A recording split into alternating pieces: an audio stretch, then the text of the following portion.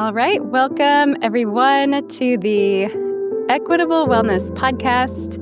I'm your host, Shayna and this podcast invites practitioners dedicated to equity and liberation work to take the mic. We look at how holistic practitioners, coaches, healing artists, and businesses incorporate collective liberation into their practices. And today I am joined by Marisa Guthrie, who goes by the handle of the Reluctant Capitalist on Substack. She is the author of a book by the same name, The Reluctant Capitalist, the topic of today's episode. I can't wait to introduce Marisa and get into her new book. Welcome, Marisa. Tell us where you're calling in from today. Hi, Shayna. I'm so happy to be here today. I am calling in from the southwest of the UK, a place called Devon. It's very rural, so I'm fingers crossed that all our connections are fine.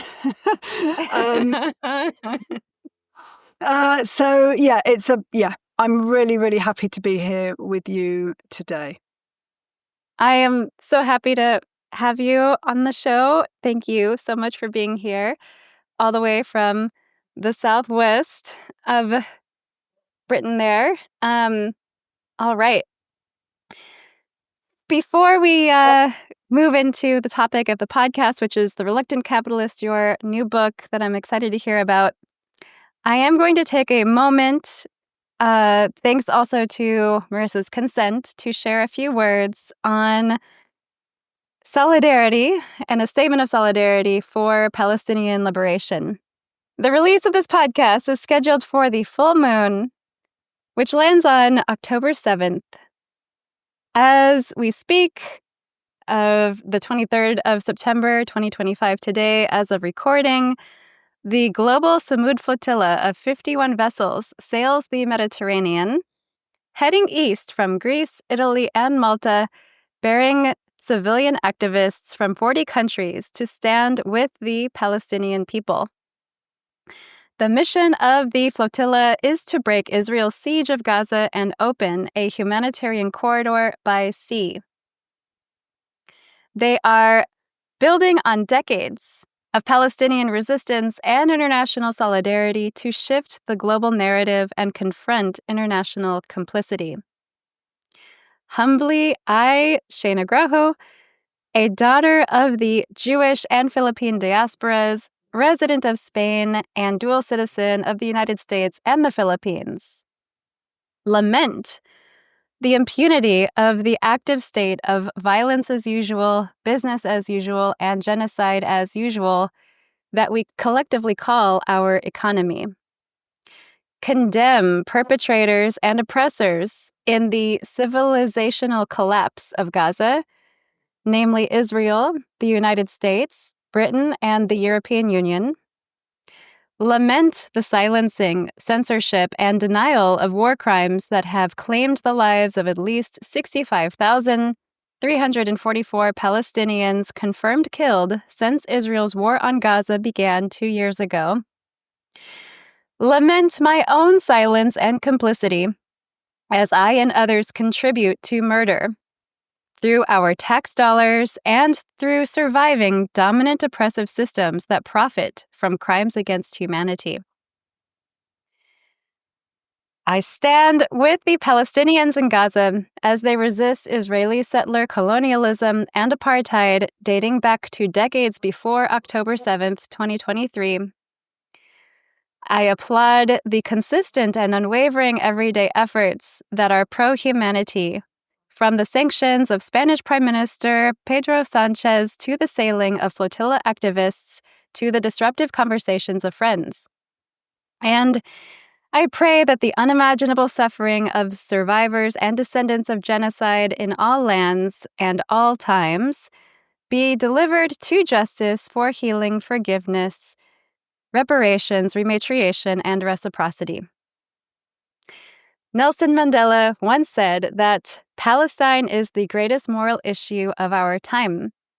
As the Columbia Students for Justice in Palestine put it, Palestine is the vanguard of our collective liberation.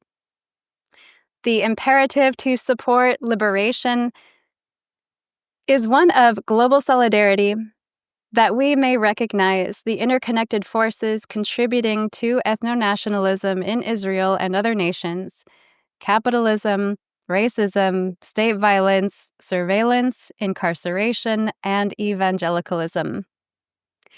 That said, let's proceed with today's talk. If you're watching along on Substack or YouTube, you can find the full episode notes online on Substack at Equitable Wellness. Subscribe to support this work, join the community, and have episodes dropped right to your inbox. And if you prefer to read, a full transcript will be available on my website blog at shaynagraho.com, link in the notes. Let me introduce now the reluctant capitalist, Marisa Guthrie, the invited guest here today. Marisa Guthrie is a business coach and entrepreneur who helps solopreneurs balance profit and purpose so they can grow their income without compromising their ethics or their well-being. She supports solopreneurs in creating business models that have social justice baked into them, ensuring their work aligns with both their purpose and their financial goals. With nearly 30 years of entrepreneurial experience, Marisa brings deep expertise in building ethical, sustainable businesses that thrive. And I do voluntarily acknowledge the elephant in the room that I am one of Marisa's coaching clients currently. All right. That's my long-winded, as always, epilogue. And I just, before we dive into the topics today, I just want to say that while you were reading that, I was getting full body chills. And as you were reading it, the images that were coming to mind were of this kind of the machine-like systemic oppression of the Palestinian peoples going back over millennia. And as you were speaking, I was reflecting on what we're going to talk about, the being a reluctant capitalist, and how that plays into that whole machine, the systems, the structures. It just gave me so much to think about, and thank you so much for saying it. And I'm with you on every word, every step of the way. So thank you. Well, thank you.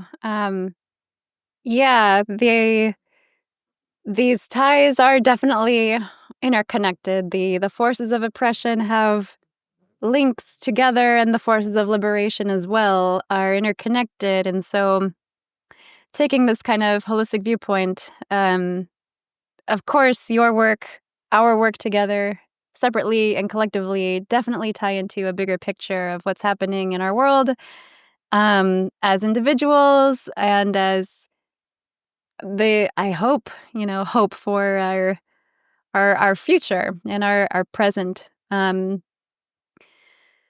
So we will start with the title, okay? The Reluctant Capitalist. This is a great capture for this word reluctance of this framing. What do you have to say about the title for your work? Yeah, well, it was interesting that and I just want to say the book is in the process of being published, so it's not going to be out till 2026, but watch this space. It came to me in a moment about 5 years ago, and I was sitting there mulling. I don't even know what I was doing, but I distinctly remember that was the phrase. That was the phrase that captured and really encapsulated my response to the world that we're living in. So the reluctance is the fact that when you were saying in your statement, acknowledging that we profit from a lot of those structures and systems, the same ones that allow these other forms of oppression to happen, that's really the reluctance right there. I have spent time in my life when I was much younger trying to escape capitalism and trying to live outside of capitalism. And frankly, I couldn't do it. And so the reluctance is the fact that I am here.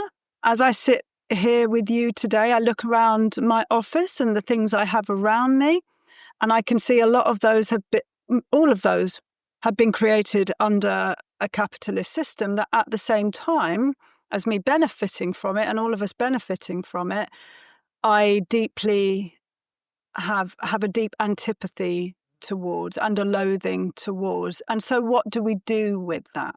So it's really about acknowledging that for those of us that think deeply about these things, that's where we're at.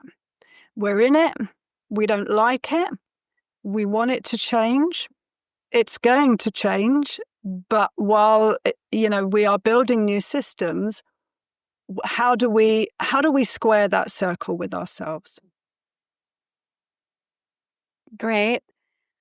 You definitely help many entrepreneurs, solopreneurs, small businesses, micro businesses in squaring that for themselves through your extensive coaching practice and your lived experience of grappling with all of the moral plights of leading an existence, tending to one's needs, one's capacity, the resources required for one's family, oneself,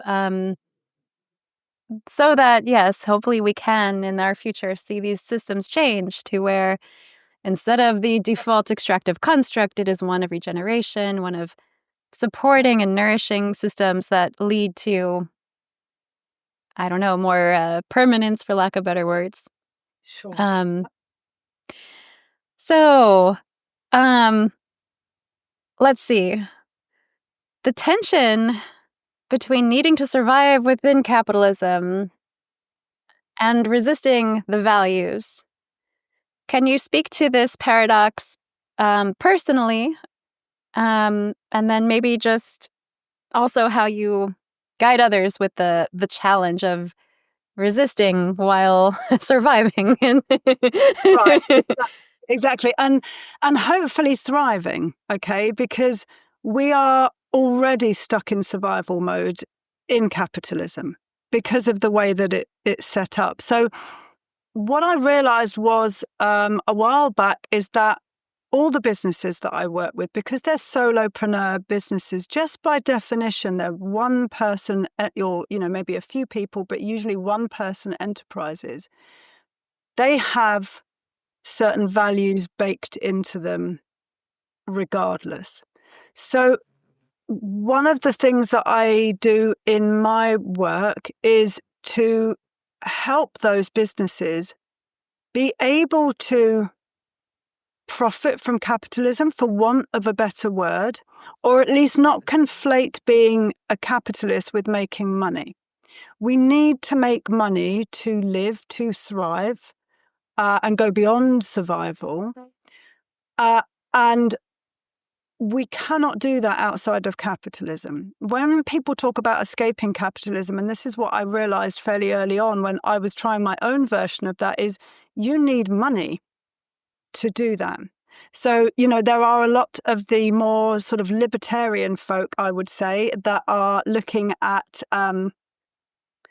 it's called seascaping, where you basically create islands for super wealthy individuals so they can escape the system. But for the vast majority of us, we cannot do that even if we wanted to. So I'm much more interested in eroding capitalism. How we do that on an individual level is I talk a lot about sovereignty. And to me, sovereignty is a word that is used by the right, and it's used by the sort of what I would describe the neoliberal, the libertarians, to mean individualism. To me, it doesn't really mean that. Sovereignty means being able to be an individual, a sovereign being, whilst in connection with others. And that means that when we can really hold those two things and understand that we are all interconnected, whether we like it or not, that we need to make sure that our own needs are met, that the way that we grow is by being resourced.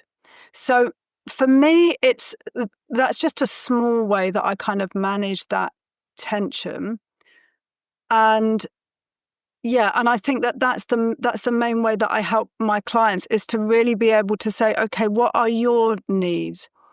How does your capacity and energy work for your business, without trying to say, this is how it should be done. And if it isn't being done this way, then you're a failure, or, you're never going to make it work. So yeah, it's about being able to hold that sovereign self, and also understand that we are all interconnected, and we are, doing this collectively.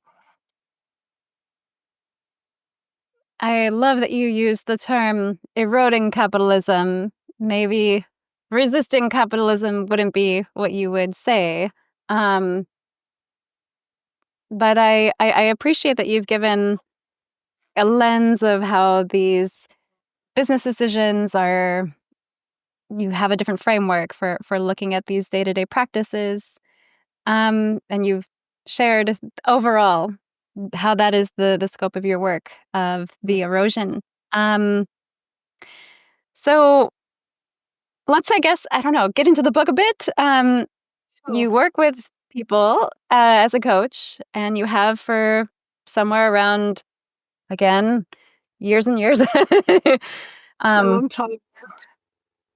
yeah, 20 years or however Yeah. many years coaching. But what brought about the motivation now for a written compilation as a book? Really good question. So I heard this a writer the other day saying that they would say, talking about novel, saying a novel is an act of hope. And I would go one further, and I would say that a book is an audacious hope. When I thought about writing this book, the world was in a very different place. 5 years ago, yeah, we'd seen Trump, and we'd been dealing with COVID, etc. But I still felt this passion to be able to give a reframe to what I have heard business owners saying for the best part of 30 years. Now, including myself. And I think when one writes a book, you write it for yourself as much as you do for other people. And I've partly written it also because I wish it was the thing that I had when I was starting out, or as I was developing my business. I'm nearly 30 years in. So I think my journey would have been very, very different if I'd had this even 10, 15 years ago. So it's really this audacity, I guess, that has kept me going, and this notion that it goes way beyond me. Because Simone Seol recently, the fantastic entrepreneur and coach, I'm not sure if she calls herself a coach now, but she's of Filipino heritage, as far as I understand, and she was describing the scenario where, okay, there's two different towns. One of them is run along collective community lines, and we have all these fantastic ways of working together. The other one is run along pure profit, where the people that are invested in that town are never a part of that town. And she said, where would you prefer to live? And I know where I would prefer to live. And so in my humble, extremely humble way, with my very small following, that is what I'm trying to do. I'm trying to create collectives, communities, towns, counties, states, countries where people are invested. The people that live in those communities are invested in them. And for me, there is a vital distinction there, because that's how we really look after things, when we are fully invested in the communities that we are living and working in. So if the book can even begin to do a very small part of that work, I will be happy. Yeah. That is beautiful. Definitely values I share as well, of living as much on the ground as online. I know Yeah, I've personally exactly. gone through some waves of deciding, wait a minute, I've been tripping out a bit on digital marketing and remote work and being online, but what about being in my own 2 feet in my local zip code? Which is ironic because for so much of my professional life, I've always been in my feet and on the ground. But yeah, thinking about this, right, collectively, it comes back to land, resources, community, being embodied, being a human, being at a human scale, ultimately, with other people. So that real breathing people also are not just discarded as if it were, I don't know, a commodity or Right. I don't know, there's other derogatory terms for it. Yeah, But and it's about labor, really. It's about how labor is used. Yeah. what kind of research did you put into writing your book? Were there different authors you consulted or other published works? Mm. Oh my How about goodness. the research? So, it's interesting because you were talking about Nelson Mandela. I was in South Africa as a student a year after apartheid fell, and I traced the threads of this book and all my work back to way before that, actually, because I grew up with apartheid in the sense that it was one of the things that we fought for. So I feel like the research that I've done for this book has been like my whole life, really. I grew up in London in a very multicultural, community. My dad's Italian, so I had that kind of immigrant reality as well. Uh, so I feel like a lot of my research came from things that have been bubbling away for me for a very, very long time. But what Mm. I decided was, in writing this book, it wasn't enough just to say we're reluctant capitalist, and here's what we do to kind of get out of this and to erode capitalism. Even I just want to answer your question by also saying that phrase about eroding capitalism, that comes from an American economist sociologist, I think he is, who's now sadly died, called Erik Wright. And he talked of the 4 ways of being anti-capitalist today. I think he wrote the article a few years ago. One was smashing, one was escaping, one was legislating or regulating, and the other one was eroding. So for me, none of either those ones, there's no way we can regulate against capitalism now. If it was going to happen, it would have happened, right? And it hasn't, and it's not going to. So for me, erosion is the way that is our best chance. I also looked a lot at the work of a UK economist called Kate Raworth, who wrote the book Doughnut Economics, which is about the circular economies and lots of examples around circular economies.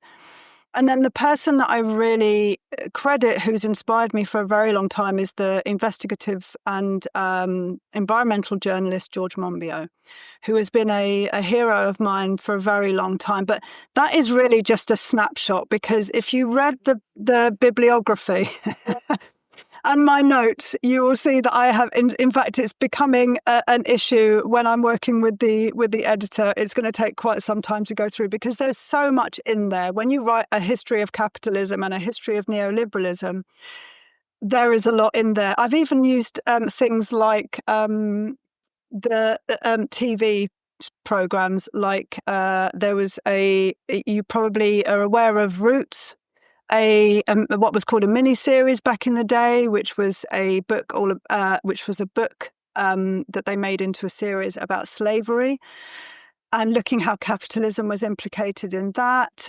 So I go into lots of detail about it, but those are really the main writers that I kind of dipped into while I was writing the book. Wow. Thank you for sharing. Writing a book, I mean, I definitely applaud you for that. It's something that I think we all ought to value more, right? In our society today, especially with you being a real writer.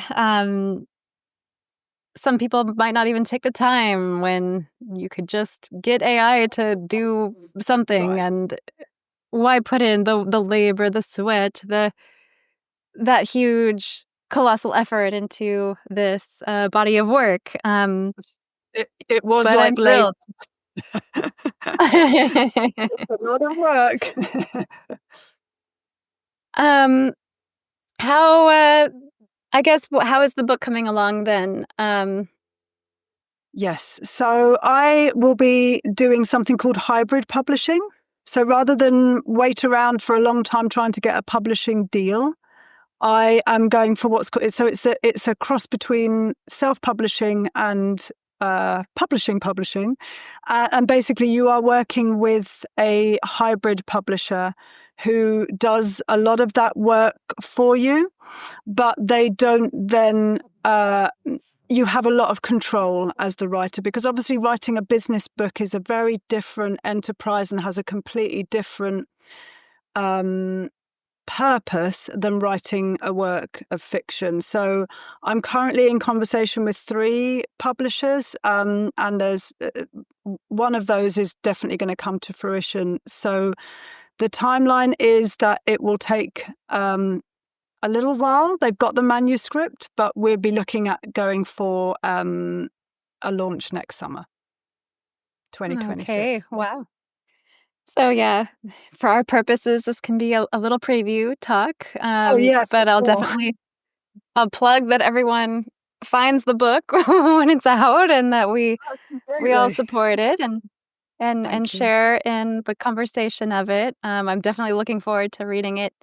Um, so I we could talk, I guess, a bit about what it means to be anti-capitalist. I know that that is a word that you use to describe yourself and your practice as a coach. And you also did already touch on the fact that this does not mean shunning money altogether. Sure. Um, but yeah, how would you define financial sustainability within an anti-capitalist construct? Yeah, sure. So what I want to say about being anti-capitalist, first of all, is that it's not easy. It isn't just a decision that you make and you say. You have to live it and you have to breathe it. And for me, it's constantly unraveling. But the ways that I think about it are in the whole uh, way that we look at our business and building up our business from the ground up. It means looking at every system, every process, every practice in particular of how do we, and I want to say it isn't you're either in or you're out. It's a work in progress. One of the things I'm grappling with, for example, is when the book is published, am I going to use Amazon? Because Amazon is something that I have boycotted for over a decade for the way that it makes money. It's straight out of the robber baron extraction, playbook, extraction and exploitation, and that's how it manages to make profits. So what am I going to do when it comes to selling the book? Because more people are going to be able to find it if it's on Amazon than if it isn't. So, for example, that's a big dilemma for me, one that I haven't answered yet. And I will be talking to people in my community, talking to you, talking to other people about what do we do about that? Because it feels like that is a collective thing. And if my community say, that is something that we don't want you to do, then I have to listen. So it is about, for me, thinking carefully about the whole ecosystem of your business. It's about that. For me, I am very careful not only about how I make money and how it comes into my business, but also about where I'm spending it and who I'm spending it with. And it is not perfect. by any stretch of the imagination. So it is about each of us thinking on an individual basis, because our businesses are so different, about how's money going to come in and how do I make that money ethically, or as ethically as I possibly can in this system? And where do I spend my money to make sure that it's being spent as ethically as possible? Who is it supporting? What structures am I buying into if I spend this money with certain companies, individuals, whatever it may be? So it has to come from both sides. Yeah. Um, it's amazing that you have the capacity to be so thorough and thoughtful in all of these decisions, and all of these points of contemplation, as independent beings and agents. What are some of the thinking errors of entrepreneurs when they do try to make more values-aligned businesses? It probably seems, right, that people are unable to profit and make a thriving business, have ample resources within such a oftentimes destructive construct. So, Yeah. where can you help people kind of come across the different flaws of thinking that you've come across? Yeah. So just the thinking error is, to me, and the way that I think about it is, it's the thing that your client thinks is the problem, but you, as the business owner, know it's something else. So money is a perfect example of that. Money, to so many the solopreneurs that I work with, the purpose-led, wanting to do good work people that I work with, money is the biggest block, because they've already internalized this idea that making money per se is wrong. My wonderful colleague and friend in the States, Meganson, talks about being the bleeding heart business owner, where we go, oh, that's okay. I'm just going to charge really low prices so everyone can work with me. I'm going to give away a ton of stuff for free, and then wonder why they can't meet their own needs, and wonder why they're burning out, and their well-being is struggling and they're not able to support their families and so on. Because it's really the biggest conflation. It's the biggest thinking error that solopreneurs have.